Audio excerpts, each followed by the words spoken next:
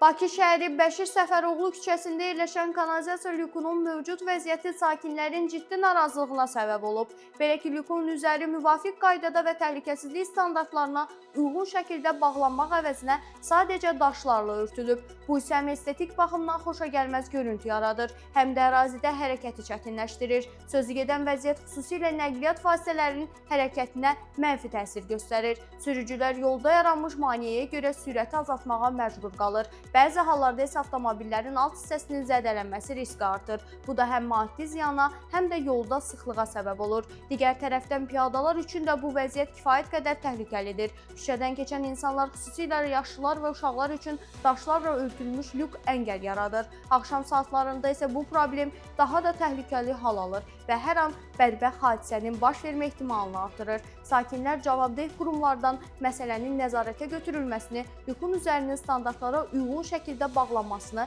və yaranmış problemin aradan qaldırılmasını tələb edirlər.